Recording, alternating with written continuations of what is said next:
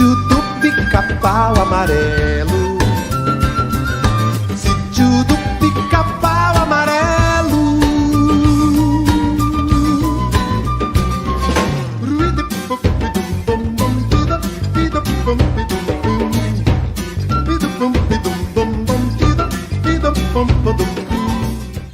Olá a todos, como estão? Nesse vídeo eu e meus colegas falaremos sobre o Monteiro Lobato, um grande ícone de nossa história e conhecido por ser um dos maiores escritores e criador do Sítio do Pica-Pau Amarelo, aquele desenho que você com certeza já viu na televisão. Então, mergulharemos na história e no que ele passou até chegar ao momento em que se destacou e como ele ficou marcado para sempre.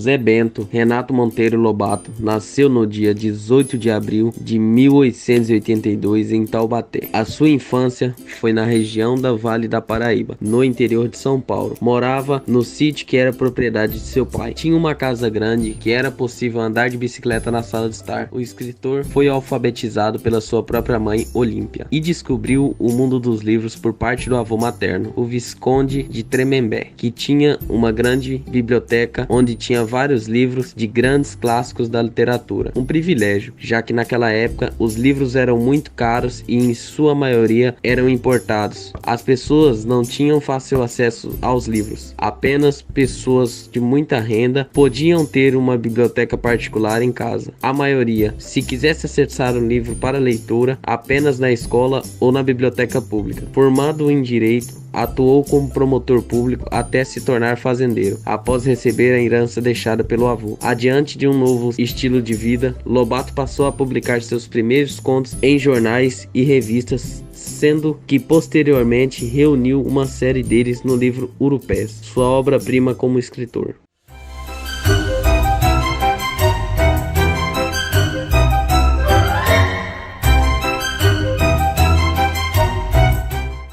Indo para o século XX, é destacável citar que teve a transição da República da Espada para a República Velha, em que a política do café com leite se concentrou nas mãos das oligarquias paulistas e mineira. Nessa época, surgiram diversos conflitos entre a classe dominante e a classe dominada. Revoltas como a Revolta da Vacina, Revolta da Chibata, Revolta da Armada, Revolta de Canudos e entre outros aconteceram. Com isso, os artistas foram se voltando para a realidade do Brasil, buscando uma linguagem simples e coloquial, resultando em diversas obras de caráter social e também com a influência dos movimentos artísticos europeus, anunciando um novo mundo consolidando no nosso país com o movimento modernista em 1922.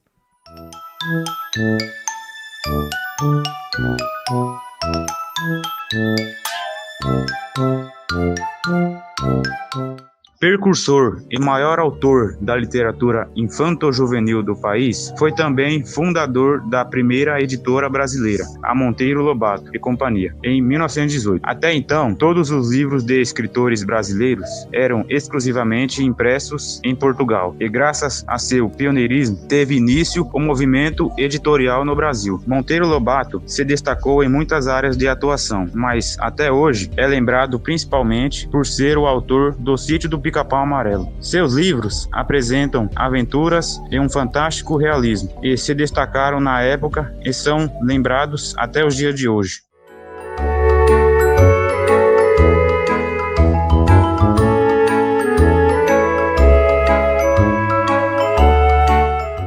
Primeiramente, você precisa saber o que é o pré-modernismo e o modernismo. O pré-modernismo foi tudo que veio entre a transição do simbolismo para o modernismo durante o século XX, até a Semana da Arte Moderna em 1922. Suas principais características são a ruptura com o academicismo, ruptura com o passado e a linguagem parnasiana, linguagem coloquial simples, exposição da realidade social brasileira, regionalismo e nacionalismo, marginalidade das personagens, exemplo, o sertanejo, o caipirinha, o mulato, temas como fatos históricos, políticos, econômicos e sociais. Dito isso, Monteiro Lobato foi um autor pré-modernista e tinha como traço o regionalismo, a denúncia dos contrastes, mazelas e desigualdades na sociedade oligárquica brasileira da Primeira República. Mas tá, como era a relação entre o criador do Sítio do Pica-Pau Amarelo com o modernismo? Então, era algo mínimo, pois quando começou o modernismo, a partir da Semana da Arte Moderna, sua posição foi muito dura em cima da pintura da Anita Malfatti, no artigo Paranoia ou Mistificação, e afirmou ser a arte moderna a suprema mistificação, o que gerou grande polêmica na época.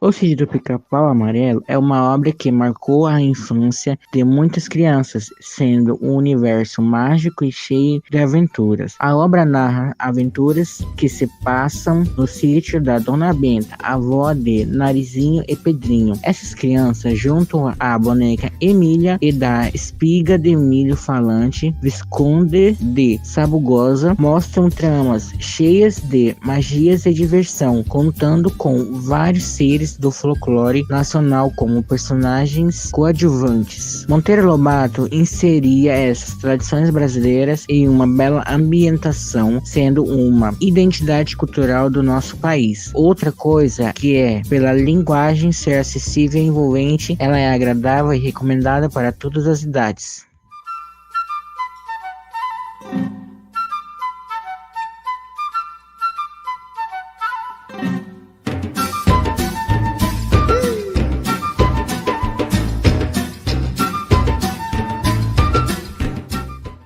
Então é basicamente isso, ele fez parte de nossa história, tendo uma gigantesca influência. Infelizmente, em 4 de julho de 1948, aos 66 anos em São Paulo, ele morreu vítima de um derrame cerebral. Um dos principais autores da literatura infantil, escritor, jornalista, tradutor e empresário, que sempre ficará em nossas memórias com as suas obras que nos fizeram sorrir em nossas infâncias. Espero que tenham gostado e entendido sobre a história e a vida do Monteiro Lobato. Até o próximo vídeo.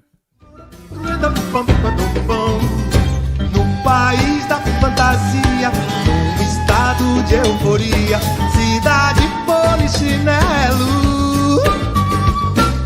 Sítio do Pica-Pau Amarelo.